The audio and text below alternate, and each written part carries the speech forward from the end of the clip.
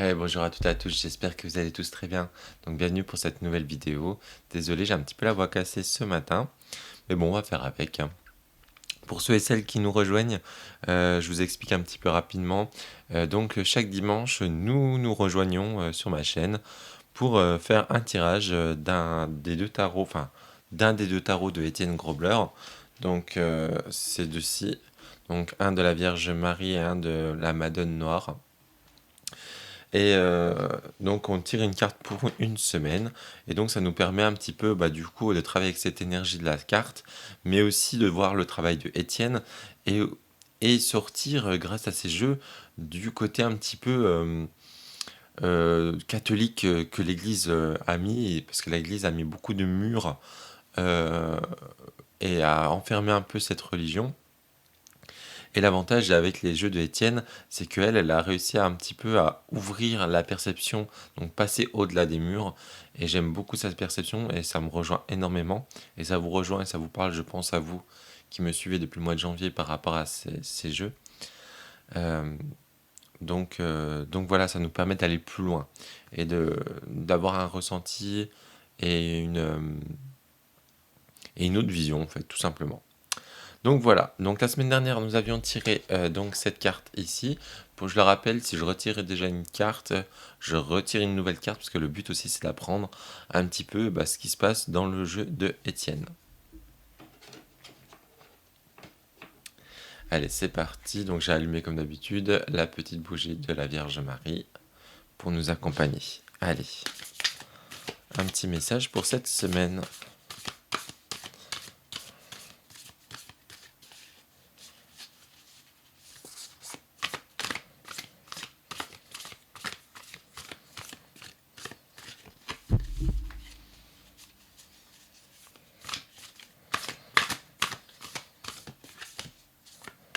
Vous savez quoi, je vais me prendre celle-ci parce que j'ai senti qu'elle voulait venir. Alors, on va la découvrir ensemble. Oh, allez. Je sais pas comment ça s'appelle ce bougeoir.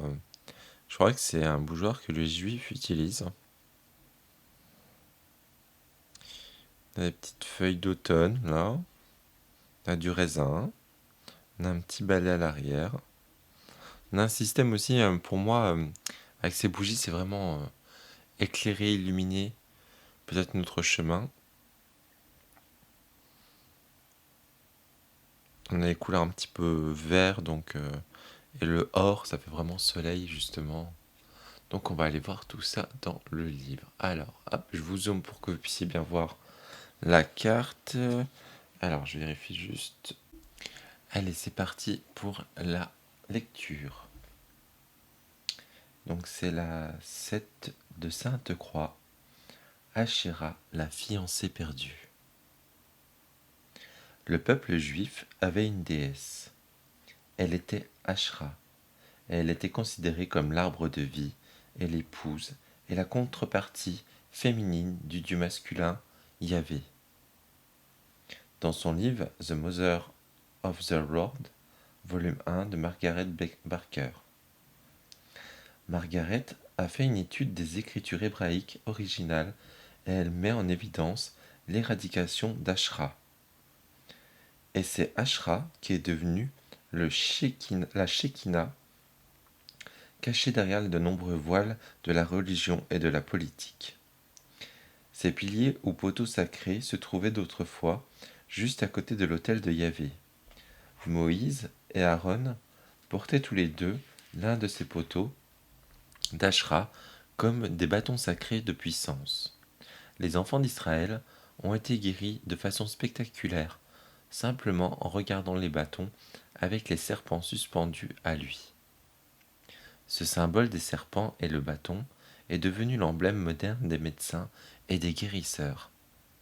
Ashra était également connue dans le monde antique du Moyen-Orient comme une déesse de la guérison. Elle a été retirée des écritures hébraïques et de l'Ancien Testament vers 400 ou 500 avant Jésus-Christ, et nous lisons dans les Rois 2 l'effusion de sang et le conflit dans une tentative du roi Josia d'éradiquer Ashra et ses adorateurs. Cette suppression d'Ashra est décrite comme le rejet de la reine hébraïque du ciel ou de la sagesse. Ses prêtresses et ses prêtres, connus par les bandeaux qu'ils portaient, adoraient au sommet des collines, tels que Sion, le mont des Oliviers et d'autres. Fille de Sion, un terme que l'on trouve à de nombreuses reprises dans l'Ancien Testament, est considéré par certains érudits comme un terme désignant une prêtresse d'Ashra. La mère du roi Jérusalem était connue sous le nom de Grande Dame. Dans 1 Roi 15-13, il nous est dit que le roi Asa a privé sa mère du titre de Grande Dame de la cour parce qu'elle avait fait une chose horrible pour représenter Ashra. Le couple royal était mère et fils, et tous les deux avaient des homologues au ciel dans le cadre des mystères religieux. Le roi était Yahvé, le Seigneur, et sa mère était la Dame. Nous voyons encore l'imagerie de Jésus en tant que roi dans le ciel et Marie, sa mère, en tant que reine du ciel dans l'imagerie catholique. Ashra était considérée comme l'arbre de vie et représentée par le poteau, la verge sacrée et le bâton. Elle avait ses origines dans l'Égypte ancienne et était connue comme la reine du ciel, Dame Sagesse et Sophia. Elle est le trône comme dans la grande Isis et dans la litanie de Lorette. Ces nombreux titres appartiennent maintenant à Marie. Nous reconnaissons la Ménorah avec ses 7 branches et ses 7 flammes comme l'arbre de vie ardent qu'est Ashra. Remarquez le lierre qui serpente au pied de la Ménorah et la pierre au bas de l'arbre de vie. Ceux-ci sont discutés dans le 9 de Sainte Croix de Notre-Dame de l'Arbre de Vie. Ashra vous rappelle que vous devez vous assurer de ce en quoi vous croyez et avoir le courage de vous défendre et de défendre ce que vous croyez.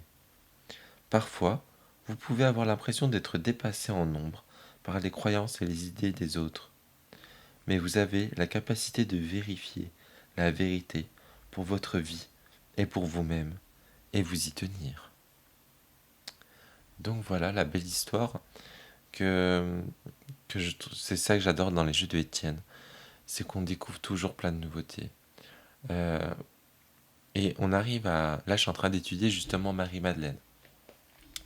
Et j'ai découvert là en ce moment sur Marie-Madeleine, il y a des toiles où justement Jésus couronne sa mère, donc Marie, en tant que Dame du ciel. Et en fait, en regardant les peintures, la plupart des scientifiques et tout, qui ont fait des études de symbolisme, ben en fait, ils ont un peu du mal. Ils pensent que du coup, c'est peut-être pas Marie qui est représentée sur les peintures, mais plutôt Marie-Madeleine. Parce que du coup, un roi, il couronne sa reine, il couronne pas sa mère. Et là, ça me fait rappeler un peu la même chose, comme quoi, pour moi, c'est vraiment un cycle. Il y a toujours des choses qui reviennent, peut-être ça change de nom, que ça soit des messies, des choses comme ça change de nom, mais en fait, c'est juste, on vit dans un cycle qui se répète, qui évolue, mais on n'est pas dans un cycle comme un cercle comme ça, pour moi. On est vraiment sur quelque chose qui fait un cercle, et après qui se décale toujours un tout petit peu, et qui se décale toujours un tout petit peu, jusqu'à faire une spirale en fait. Et en fait, on a toujours ces mêmes choses qui se répètent, mais toujours avec des étapes où on avance quand même. On n'est pas dans un cercle fermé. Voilà, on est vraiment sur quelque chose. Moi, c'est ma vision. Et du coup, là, la preuve, hein, on a encore cette vision de Ashra avec Yahvé, qui peut être représentée du coup, soit de Marie avec, Jésus, mais moi, là, je verrais plus Marie-Madeleine avec Jésus. Donc voilà, ça c'est ma petite hypothèse. Et du coup, la carte nous rappelle bien que en n'importe quoi ce que vous croyez, ayez le courage de défendre vos idées. Et défendez ce que vous croyez. Et ça, c'est vraiment très important cette semaine. vraiment de rester sur vos valeurs. Donc voilà, bah écoutez, je vous souhaite à toutes et à tous un très bon dimanche et je vous dis comme d'habitude à la semaine prochaine. Ciao ciao.